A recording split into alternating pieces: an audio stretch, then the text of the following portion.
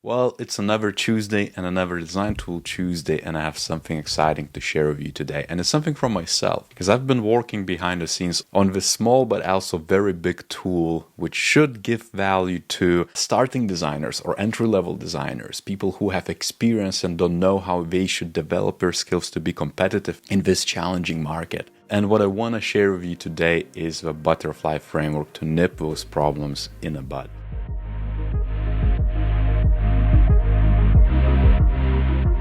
The butterfly framework is really a representation of a UX designer roadmap, as you saw in the title of this video. What it's meant to do is really to give you an overview of what's there in the UX skill sets, because there's just so many.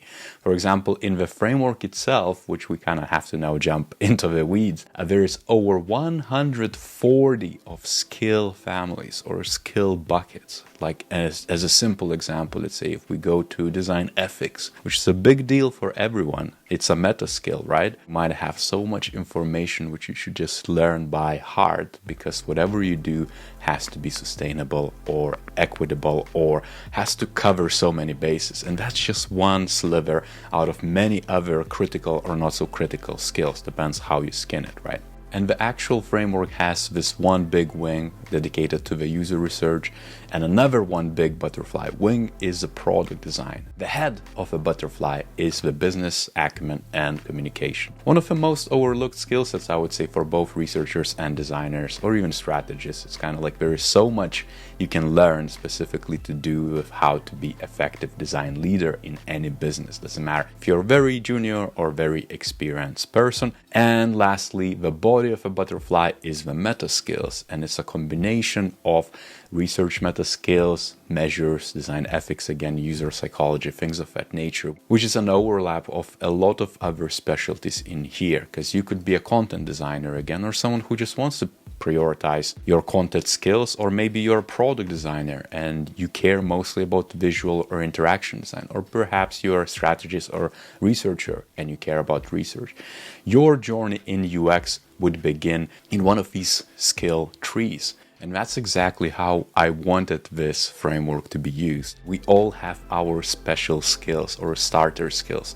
Let's say myself, I started as creative technologist, but I was always into arts or digital arts, and I knew that graphic design and web development are going to be key for me, and that's where I started my journey back in the day. A lot of you are going to start the same. As such, I would probably start somewhere in UX engineering realm and explore those themes. I would probably start about interaction design, or perhaps start with the content itself and develop my skills in graphic design, typography, color theory, branding, Gestalt principles, illustration design, visual hierarchy, and so forth. That would be one way to do that. However, as you would go with your career, as you branch out from skill to skill, as you learn of what they are, which this roadmap helps you to do as well, you kind of understand that, okay, once I'm happy with my product design skills, I probably need to invest quite a bit into user research as well, because no product designer can survive without enough research. We all have to do it, otherwise our designs are not informed. Same for business acumen, problem framing, the commercial skills, the marketing skills, interpersonal skills, communication, and so forth. And then, of course, the meta skills, as I mentioned before. So you could start your journey. And again, in this framework, I could give you the step-by-step explanations that you could start it as a generalist, let's say, where you just zoom out and say, okay, I'm going to learn a little bit of everything and then expand my reach until it connects and I can have a web of experiences. And that's how a lot of the people, especially in the past, learn UX. Another career path could be that you're just going to specialize in user research, and that's totally fine too. And you would then double down on your user research skills and go bit by bit, in no consecutive order, by the way. Here I intentionally spread it out because the map is not territory, it's always much more complex than we want it to be. And you perhaps would start with your research ops skills and understand exactly what it is, explore further, read up further, maybe understand how you plan the researchers. And as you can see, the roadmap, each of these cards could be expanded, and it tells you exactly what the research planning should be like. here, for example, you should set objectives, research methods, recruitment, timeline, schedule. Obviously, it's not exhaustive, but it's enough to get going or understand what each subject is and what it isn't. And then some resources to find out more. And some of the cards are very expansive. So for example, if we take something specific like card sorting, very technical, right? In user research, you're gonna have an introduction of why card sorting matters, its purpose, the type of card sorting, the process itself, how to run it in person, remote, just bullet points of specific bits of suggestions of how you could do it, the challenges, the methods to analyze, the best practices, and then finding out more, just some resources you can read up on if this is the skill or a method you want to develop into.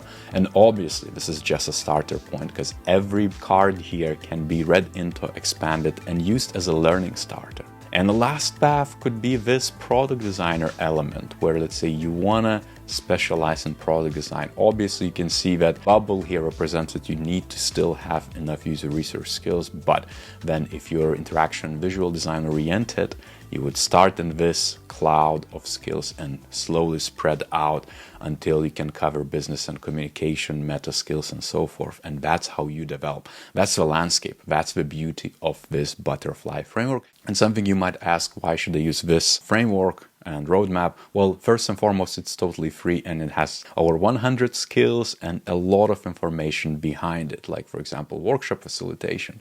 Bam! You can literally learn about facilitating workshops, and a lot of bits here should explain you exactly what is what. Because the confusion of knowing is this the right thing to do in the right place is exactly what this roadmap can also address. But even more so, because every other roadmap out there is a selection, a checklist, which is way too minimal, or it's not exhaustive enough. And by no means this framework is exhaustive, or this roadmap is exhaustive. It has just enough for you to understand the breadth as much as the depth. Obviously, there's going to be other skills, and that's where I call the community. And you watching this video, if you see something which doesn't fit into this, well, call it out in the comments and say, hey, you should add this. And as mentioned before, first and foremost, what I would expect you to do is really to browse and explore exactly what could you tick off immediately.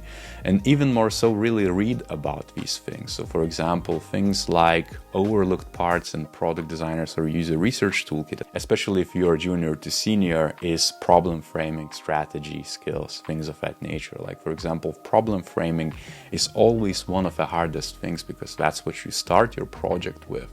And you need to set the right measures, or set the right objectives, set the right limiters, set the right dependencies, risks. But that's exactly what you could do and start with.